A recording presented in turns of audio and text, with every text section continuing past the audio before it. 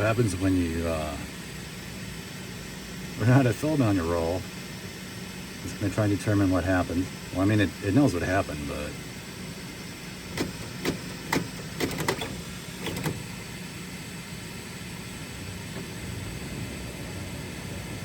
now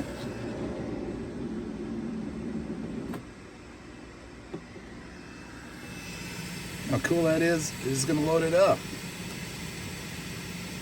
Get the new one.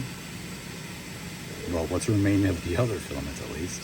I've gone through a lot of black charcoal on this project. And that's it. Isn't that awesome? Love it.